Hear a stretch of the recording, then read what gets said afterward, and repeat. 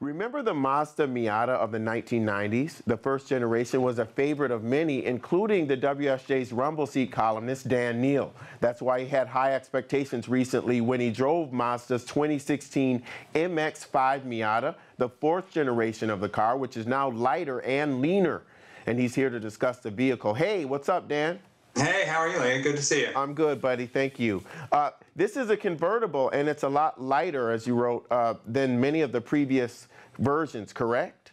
Yeah, and that in itself is kind of a miracle. You know, the technical milieu is, it's very hard to go lighter because cars, it's an additive process. Every year they get more features, more crash standards, more airbags, more of everything, and they get heavier. The Miata guys have really radicalized weight with this car. It's actually an even ton overseas in Europe and Japan, but we get the little bit bigger engine, the 2-liter, and so it's 32 pounds, which is a cricket, really.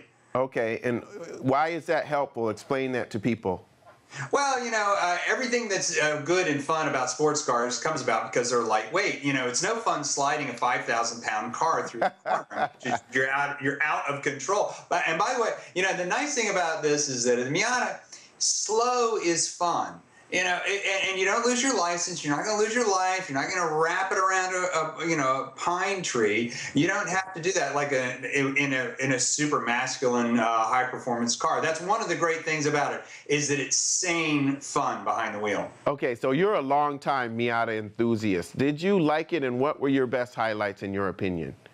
Well, you know, the thing about, okay, I'm speaking to Miata Nation here. Okay, one thing that the car always needed was a little more torque down low coming out of corners. That's part of torque, and the drivetrain also has to do with driveline flex. And so they reinforce the driveline on the side. They have this powertrain truss that really makes the car much more immediate on the low throttle, and so you can position it more. And so everything else is just the same Miata, only more supple, more sophisticated. The design is nice, more axle to dash. It looks more like a little Italian car, which in fact it will be because Alfa Romeo is going to rebadge this car as the new Spider. Okay, it's looking like it's doing a pretty good job getting around those cones. Yeah. Was there anything you didn't like or that you thought should be improved? You know, this car is a legend, right? You don't mess with Miata Nation.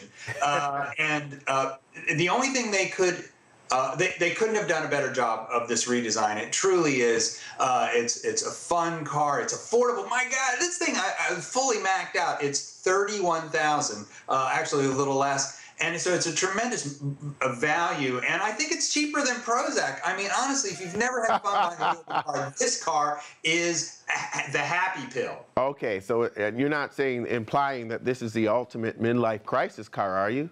No, but I'm saying, you know, that your previous guest was talking about the minivan. Yes, you keep the minivan, but the dad keeps the Miata. Okay. That is why we invented two-car garages. And you said earlier that it wasn't necessarily a fast car. How fast is it in terms of 0 to 60?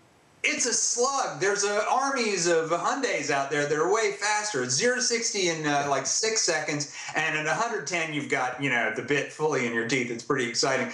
But it's so immediate. It's passionate. It's visceral. It's tempestuous. It's quick. It turns on a dime. It just does everything fun. Only it does everything a Ferrari does, only much slower. Yeah, and much cheaper at $31,000. You bet it does. Much cheaper. Much. Thanks a lot, Dan Neal. Always good stuff. Appreciate it, buddy. All right. Thanks. Bye.